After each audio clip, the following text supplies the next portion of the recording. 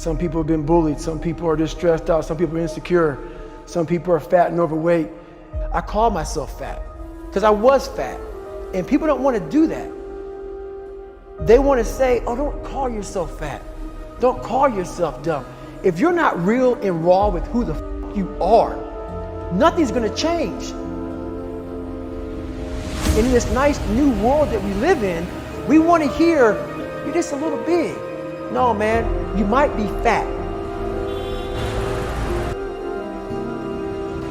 We surround ourselves around people that make us feel great. They tell us what we want to hear. The second we put ourselves amongst the uncommon people, we don't like that feeling, that challenge and feeling of that person who's waking up at 3:30 in the morning and say, hey, put your shit on, we're going for a run. We like that person who says, hey, you know, man, I don't feel good today, man. And they say, oh, it's okay, brother. We don't want that motherfuckers like this. Hey, man, no, bro, get your shit on, man. Stop being a punk.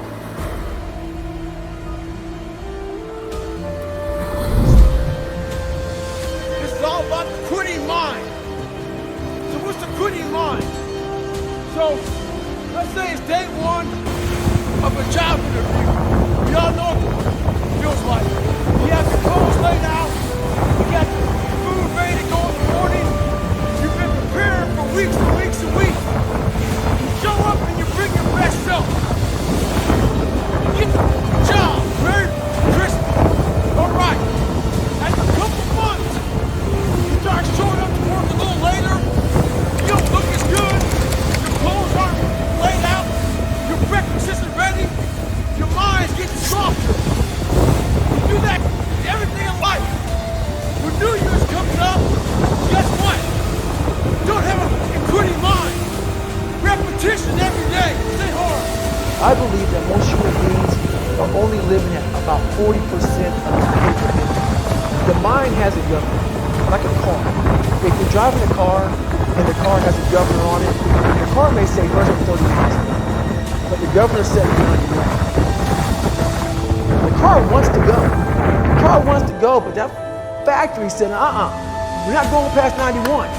We have a factory, a nice governor in our brain, and it's a survival mechanism. It protects us from pain and suffering. At all times of your life, the mind has a tactical advantage over you. Why is that? It knows that you're afraid. It knows your insecurities. It knows your deep, dark lies.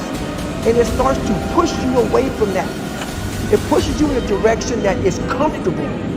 The mind controls everything. You get to 40%, your brain says, we're done. Let's roll, man. This is starting to get painful. This is uncomfortable.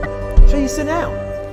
You have to figure out ways, and everybody's different. That's how the book kind of talks about, like we all have these things about, 5 steps to this and 4 steps to this. It's a lot more than that. That's all bullshit. It's a practice that you have to, it's a habit. So if you know that at 40% I'm feeling pain. At 40% I'm feeling pain. That's where the 40% rule kicks in. Now it starts. Okay, I'm feeling pain. My mind's saying it's saying get out of here, run, flee. The fight or flight kicks in.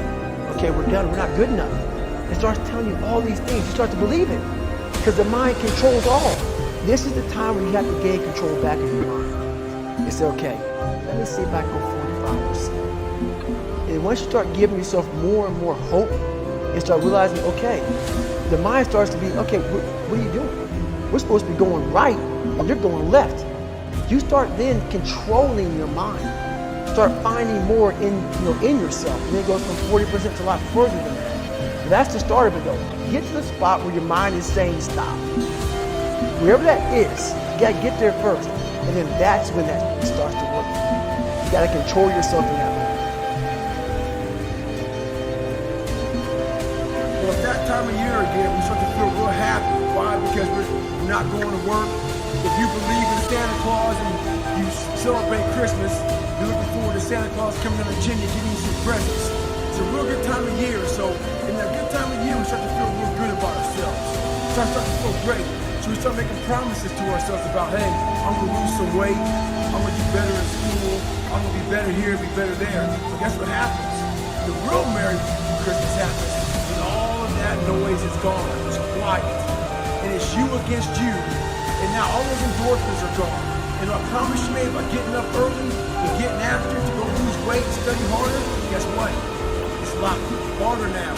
That repetition becomes a lot harder now. So a lot of us can't do things on our own. So find somebody in your life. So when you throw that towel in, they throw that motherfucker back at you and say you're not done yet. How are you gonna feel, man, when you accomplish this goal coming from that point? Coming from the fucking hell you came from. A lot of people start from a good starting point. They have a good foundation. What if you can surpass all of these motherfuckers? What if everybody who was way up here started up here, and you started with no legs. You had to grow the legs to even start walking, and then crawling, and then running, and then you start passing people with all this given to them. This might be exactly what I need. The darkness is exactly what I need. It's how you look at your situation.